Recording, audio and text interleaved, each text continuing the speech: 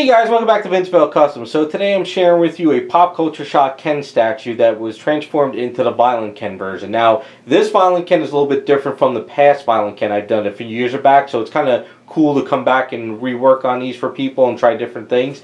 This is, I guess, either the Violent Ken or he might be called Hyper Ken. I'm not really sure because I think the violence, not PC correct on stuff. So it's from the Ultra Street Fighter 2 Final Challenge remake, where I guess the U-Done artists came back and they redrew all the sprites and stuff. So as you saw in the beginning of the video, when the person contacted me, they said they wanted to make the Violent Ken looking like that. So it's a little bit tricky taking the colors from a 2D sprite and throwing it onto a 3D statue, because when you start blending the colors, it's a little bit tricky. And in the beginning, he started looking a little bit zombie-like, so what we did is we added pearls and some interference, so he kind of glows a little bit now. So he feels like more like he's dark and he's a little bit sinister, but he's got some power to him. So that's kind of like the best we could come up with. Now, he was broken at the ankles when he first contacted me, and it was broken like right there and then right there. So these old statues, they're attached to the bases, which I really never liked. And then as Pop Culture Shock started making newer ones, they were removable from the bases. But I just never liked the earlier ones attached to the base, especially when it breaks. It's very hard to repair them.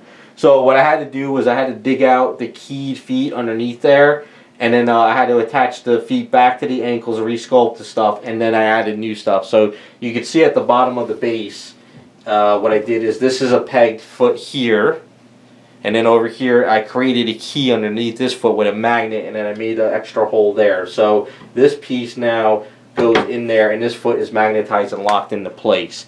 And the cool thing too is he is magnetized here. Now the magnet that came with the factory was very, very weak, so I redid the magnet up in the crotch area here. So this leg comes apart and you can actually switch out the outfit. Now when they contacted me, I said, I've done a couple Kens in the past and I have some extra outfits that nobody wanted. So I said, if you want, we could take the Ken outfit since you want to keep it red, and the extra outfit I could dirty it up and I can make it look like it's beat up, it's worn, and he's a little bit more sinister. And he was like, yeah, let's do it. So this is cool. He's got two outfits now. He's got a nice clean red version and a dirty version. And the cool thing about it is now that he breaks apart, if he ever wanted to find a seamstress out there or somebody, or he wanted to make another outfit, he could break apart the statue where he can pull it out of the base, take the leg, and slip on a new pair of pants and shirt and make a different statue altogether. So that's kind of what we came up with on the item. So as far as the heads, now my friend had this custom head made for his Ken years back, and it was sculpted, I think, by Troy McDivitt. And it really haven't had a use to make these heads in a while. We did do he did make a few for people back in the day where the exclusive Ken had two heads, so it was easy to do it. But this was the regular version, so I had to pry off the head, which actually broke some hair, so I had to rebuild that. But once I got the head off, I was able to work it where we could change out the heads. So it was a really cool head. It's a really cool design. You can see. What we did is we didn't do pupils in the eyes. We kept them like metallic, because I think the Ken in the game doesn't have pupils, always had white eyes. So you can see how that works out. It was pretty cool. So that's that head. Now we popped this one off, and this is the head that came with the statue. So this one, as you can see, has got a little bit more of a yellow tint hair that's turning white.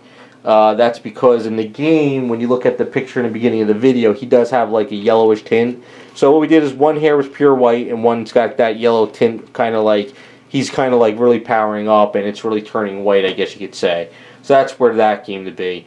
And of course leather gloves, flat black base, and just with the skin tone. So the really tricky thing about that skin is when I got the colors going, like the top areas here is like that color from the game I matched up, and then the areas in here I had to try to follow that like darkish purplish pink area.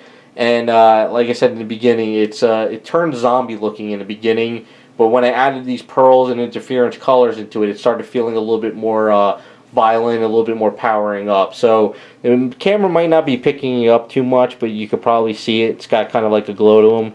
That's kind of like the easier way than like sculpting like powers on him or some kind of thing and then casting it up in clear resin and going that route. So this is kind of like a middle ground to do something a little bit different. So I mean, it's pretty straightforward. It's just really cool to go back to some of these old statues, revisit them, try some new things, and just, you know, it's really just a lot of fun. So like I always tell people, there's a lot of old statues out there where I think some of these old Pop Culture Shock Street Fighter statues aren't really as popular as they once were. So if you ever wanted to pick up the collection, you could go out there and you could pick them up and you could redo them, customize them, and try different characters and just have some fun. So really cool. Glad to actually, you know, jump on a Street Fighter character again. I do miss working on them because it's pretty much my favorite video game. Love Street Fighter and all the characters. So there you go. That is the Violent Ken from the Street Fighter 2 Ultra Final Challenge remake. Let me know what you guys think. I had a lot of fun working on it, and we'll be back with some more videos.